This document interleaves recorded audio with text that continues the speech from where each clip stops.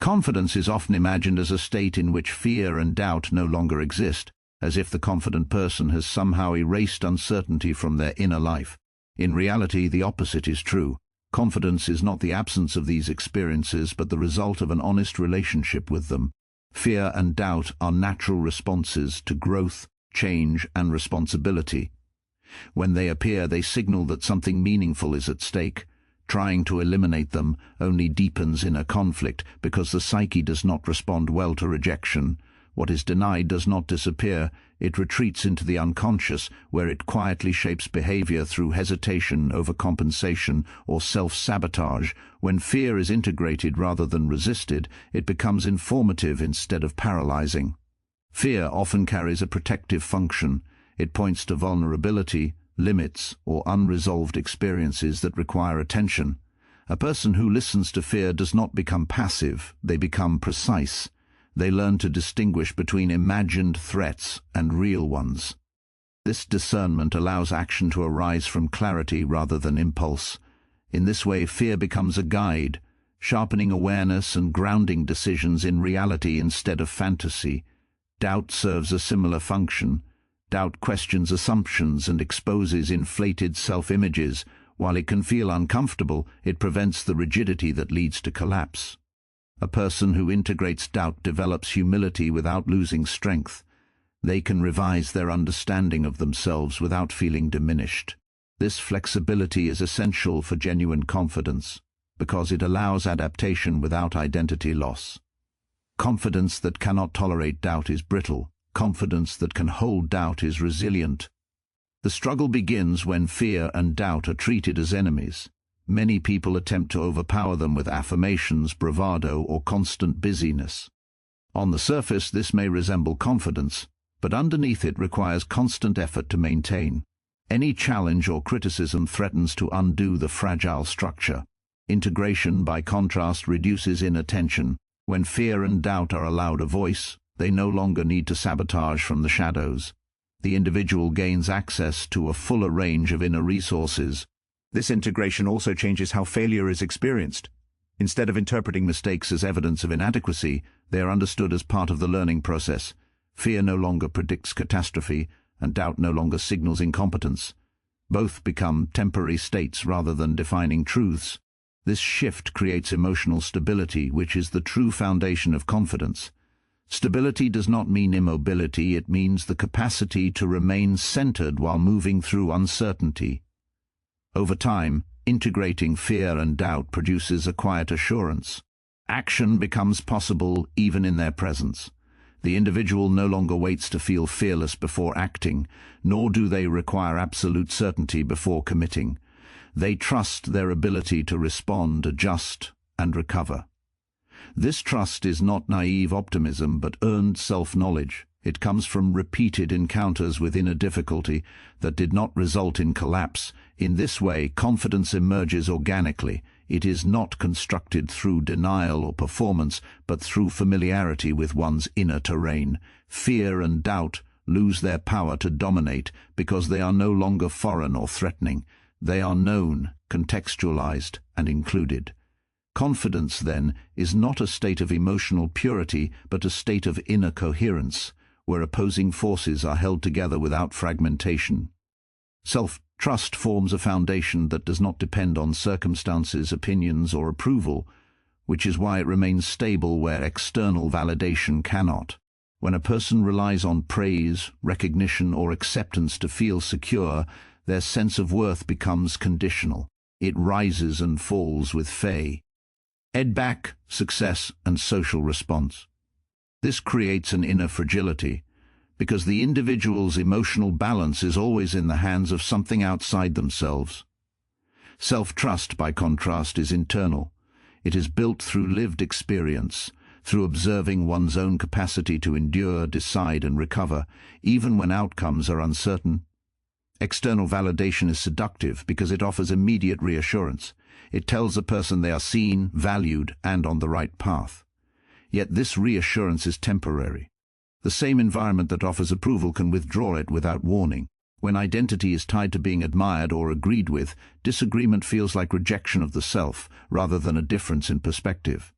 Over time, this dependence produces anxiety, hypervigilance, and a tendency to shape one's behavior around expectations instead of inner truth. Self-trust develops more slowly, but it does not evaporate under pressure. It grows each time a person listens to their inner signals and acts in alignment with them, even when doing so is uncomfortable. This includes making mistakes and facing the consequences honestly. Rather than weakening self-trust, failure often strengthens it, because it proves survivability. The individual learns that misjudgment does not equal annihilation. They can be wrong, learn, and continue without losing their sense of self. When self-trust is present, feedback is no longer threatening. Praise is appreciated but not required for stability. Criticism can be evaluated without collapsing into defensiveness or shame. The person becomes capable of discernment, separating useful information from projections or noise. This ability creates emotional autonomy. Instead of constantly scanning the environment for signals of approval, attention turns inward toward values, intuition, and responsibility. Relying on external validation also fragments identity. A person may behave differently in each context, adapting to whatever version of themselves is most likely to be accepted. While this can bring short-term harmony, it produces long-term exhaustion. Maintaining multiple selves requires constant self-monitoring. Self-trust simplifies this inner complexity. When a person acts from an internal reference point, consistency emerges naturally. They may still adapt behavior to context, but their core remains intact. Self-trust also deepens courage. Decisions no longer require universal agreement to feel legitimate. The individual understands that uncertainty is unavoidable and that waiting for complete reassurance leads to stagnation. Trusting oneself does not mean believing one will always succeed. It means believing one can handle the outcome. This distinction is crucial. Confidence rooted in validation seeks guarantees. Confidence rooted in self-trust accepts risk as part of being alive. Over time, this internal stability reshapes relationships. A person who trusts themselves does not cling, over-explain, or perform for acceptance. They can connect without losing autonomy. Their presence becomes calmer, less reactive, and more authentic. Others may sense this groundedness and respond with respect, but even if they do not, the inner balance remains. Ultimately, self-trust endures because it is built from within experience rather than granted from without. It does not require constant reinforcement. It remains available in solitude, disagreement, and failure. External validation can enhance life, but it cannot sustain identity. Self-trust can, because it rests on the unshakable knowledge that one can stand with oneself, regardless of how the world responds. Inner conflict is often experienced as a sign that something is wrong, as if opposing thoughts, emotions, or desires indicate weakness or confusion. Because of this belief, many people attempt to silence inner tension as quickly as possible. They distract themselves, rationalize away discomfort, or choose one side of the conflict and repel the other. Yet suppression does not resolve conflict, it merely buries it. What is pushed out of awareness does not disappear. It continues to influence behavior indirectly, shaping reactions, patterns, and emotional responses in ways that feel uncontrollable. When inner conflict is avoided, it becomes a hidden source of fragmentation. Facing inner conflict requires a different attitude. It begins with the willingness to stay present with discomfort without immediately seeking relief. When opposing impulses are allowed to exist consciously, they can be examined rather than acted out unconsciously. This awareness creates space. Instead of being driven by automatic reactions, the individual gains the ability to choose. This is where strength begins to emerge, not from certainty, but from the capacity to hold tension without collapsing into impulsive resolution. Every inner conflict contains energy. When two forces oppose each other, they generate psychological pressure. Suppression blocks this energy, causing it to stagnate or leak out in distorted ways such as irritability, anxiety, or chronic self-doubt. When the conflict is faced directly, that same energy becomes available for insight and growth. The individual begins to understand the needs and fears underlying each side. What once felt chaotic starts to reveal structure and meaning. Through this process, self-knowledge deepens. A person learns that they are not a single simple impulse, but a complex system of motivations, values, and instincts. Accepting this complexity reduces the urge to present a polished or one-dimensional self to the world. Instead of striving for an artificial sense of consistency, the individual develops internal coherence. This coherence does not eliminate contradiction, it integrates it. Facing inner conflict also builds resilience. When someone has encountered their own opposing tendencies and survived the tension, external conflict becomes less threatening. Disagreement no longer feels like annihilation, and uncertainty no longer demands immediate escape. The individual knows from experience that discomfort can be endured and transformed. This knowledge creates emotional strength that cannot be simulated through positive thinking or surface-level confidence. Another transformation occurs in decision-making. Suppressed conflicts often resurface at critical moments, undermining clarity and commitment.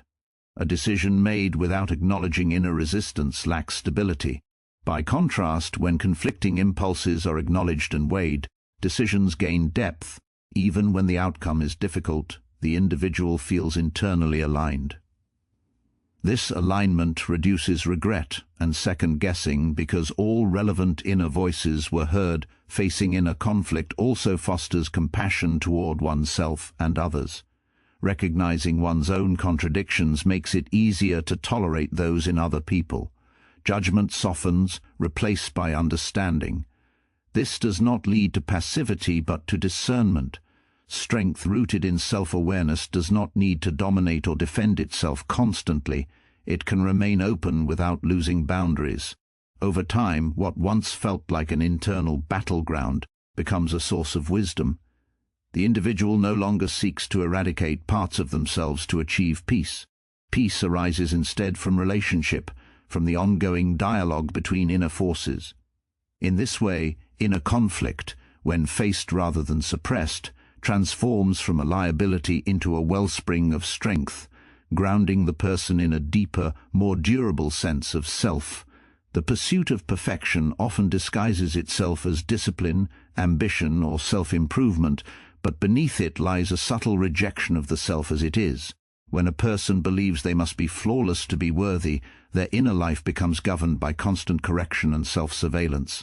This inner pressure erodes authority rather than creating it, because the individual is never at rest, within themselves. Acceptance of imperfection reverses this dynamic. It removes the need for internal domination and replaces it with self-governance, which is the true source of inner authority. Imperfection is not merely a lack or failure, it is an inherent condition of being human. When this reality is resisted, enormous energy is spent maintaining appearances and avoiding exposure. A person becomes preoccupied with how they are perceived, fearing that any mistake will reveal inadequacy. This fear undermines confidence and weakens decision-making. Authority cannot emerge from a place of self-doubt masked by performance. It requires a stable center, one that does not collapse when flaws are visible. Accepting imperfection does not mean abandoning standards or responsibility. Rather, it means recognizing that growth occurs through error, limitation, and correction. When mistakes are allowed into awareness without excessive shame, they become instructive rather than threatening. The individual can assess what went wrong, adjust behavior, and move forward without losing self-respect. This ability to remain intact in the face of failure generates a quiet authority that others can sense. It communicates self-possession rather than defensiveness. Inner authority develops when a person no longer needs to justify their existence through constant achievement. Perfectionism often creates dependency on results for self-worth. Success brings temporary relief, while failure brings disproportionate distress. Acceptance of imperfection breaks this cycle. The individual understands that worth is not negotiated through performance. This understanding allows them to act with clarity rather than compulsion. Decisions are made because they align with values, not because they promise validation. This acceptance also alters the inner dialogue. The harsh inner critic loses its dominance when it is no longer believed to be the sole path to improvement. Instead of attacking weaknesses, the individual addresses them with firmness and care. This internal relationship mirrors effective leadership. Authority does not require cruelty, it requires consistency and fairness. A person who treats themselves this way naturally extends the same quality to others, strengthening interpersonal presence. There is also a profound freedom in acknowledging limits. Recognizing what one cannot do, control, releases the burden of omnipotence. This humility is not weakness, it is realism. It allows energy to be invested where it matters most. A person who accepts their limits does not overextend themselves or promise what they cannot sustain. Their word carries weight because it is grounded in honesty. This reliability is a cornerstone of authority. Over time, acceptance of imperfection fosters integration. The individual no longer splits themselves into acceptable and unacceptable parts. Contradictions are held rather than denied. This wholeness stabilizes identity. When challenged, the person does not react defensively because there is nothing essential to protect. Flaws are already acknowledged and owned. Inner authority emerges from this state of self-acceptance. It is not imposed or asserted, it is embodied. It speaks through calm decisions, clear boundaries, and an unforced presence. By accepting imperfection, a person stands on solid ground, no longer striving to appear complete, but secure in being real. In a world that often equates visibility with value and compliance with kindness, boundaries and silence are frequently misunderstood. They are mistaken for coldness, avoidance, or insecurity. Yet in reality they often arise from a deep sense of self-respect. A person who knows their limits does not need to justify them endlessly. A person who is secure in their inner position does not feel compelled to fill every silence. Boundaries and silence are not withdrawals from life. They are deliberate forms of participation that protect inner integrity. Boundaries begin with the recognition that energy, time, and emotional capacity are finite. Without this recognition, a person becomes overextended, resentful, and internally divided. Saying yes when the inner answer is no creates a fracture between action and truth. Over time, this fracture erodes self-trust. Establishing boundaries repairs this divide. When a person honors their limits, they communicate to themselves that their inner experience matters. This self-recognition is the foundation of respect. Silence serves a similar function. Silence is often the space in which clarity emerges. When a person refrains from immediate reaction, they allow emotions to settle and understanding to deepen. This restraint is not passivity, it is self-mastery. Reactivity may appear strong, but it often signals a loss of inner control. Silence, by contrast, indicates that a person is not governed by impulse or external pressure. They choose when and how to respond rather than being compelled to do so. Those who lack boundaries often feel responsible for managing the emotions and expectations of others. They over-explain, over-apologize, and over-accommodate in an attempt to maintain harmony. While this may reduce conflict temporarily, it comes at the cost of self-respect. Boundaries interrupt this pattern. They clarify responsibility, returning emotional labor to its rightful place. When a person sets a boundary, they are not rejecting others, they are affirming themselves. Silence also disrupts the need for constant validation. When someone feels compelled to explain every decision or defend every choice, it often reflects an inner uncertainty.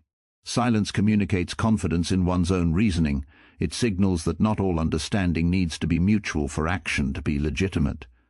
This does not mean withholding communication entirely, but rather choosing it intentionally. Speaking from necessity rather than compulsion strengthens presence and credibility. Boundaries and silence can provoke discomfort in others, particularly those accustomed to unlimited access. This reaction often leads to accusations of selfishness or detachment. Yet discomfort does not indicate wrongdoing. It often reveals a shift in dynamics.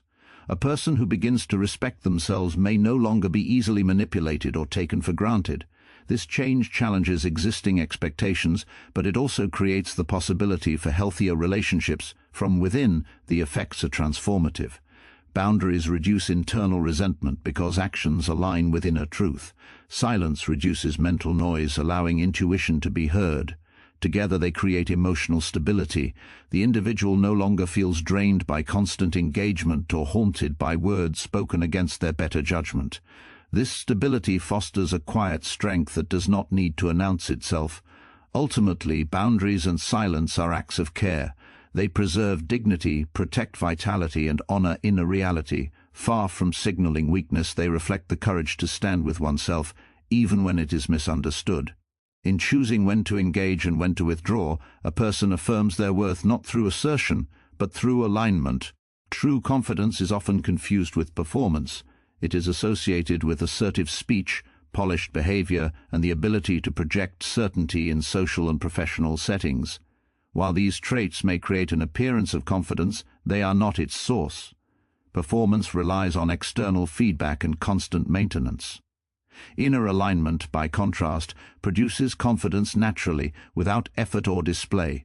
When thoughts, values, emotions, and actions move in the same direction, confidence emerges as a quiet consequence, rather than a forced achievement.